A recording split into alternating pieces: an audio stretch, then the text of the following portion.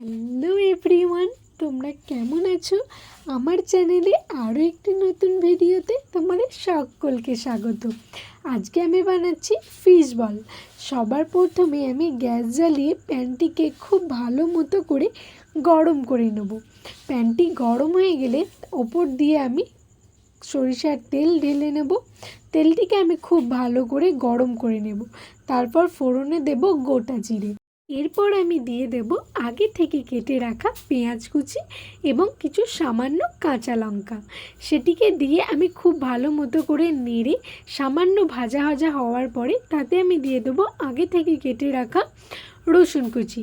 রসুন কুচি দিয়ে সামান্য ভাজা হয়ে গেলে আমি দিয়ে দেবো তাতে আগে থেকে বেছে রাখা মাছটাকে অবশ্য আমি আগে কড়াইতে জল দিয়ে 2-3 মিনিটের মতো সেদ্ধ করে নিয়েছি।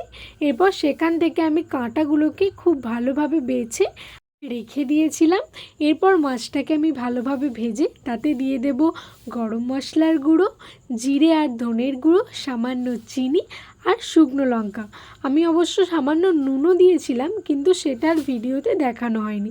এরপর মশলাটাকে কষিয়ে আমি ভালোভাবে নামিয়ে নিয়েছি। এরপর আমি একটা ডিম তাতে সামান্য লবণ দিয়ে ফেটিয়ে নেব। এরপর আমি মাছের পুরটাকে হাতের সাহায্যে গোল গোল করে একবার ডিমের ব্যাটারে আর একবার ব্রেড ক্রাম্বসে খুব ভালোভাবে কোট করে নেব। এইভাবে আমি প্রত্যেকটাকে ডবল কোট করে নিয়েছি। তোমরাও কিন্তু এইভাবেই করবে। আর সবাই আমার পাশে দেখো, চ্যানেলটিকে লাইক, শেয়ার অ্যান্ড সাবস্ক্রাইব করতে একদম ভুলবে না।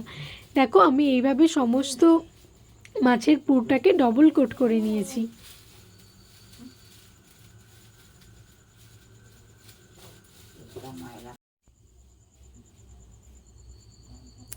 এরপর আমি কড়াইতে খুব ভালো মতো করে তেলটাকে গরম করে নিয়ে মিডিয়াম ফ্লেমে সমস্ত ফিশ বলগুলোকে একে একে ভেজে নেব।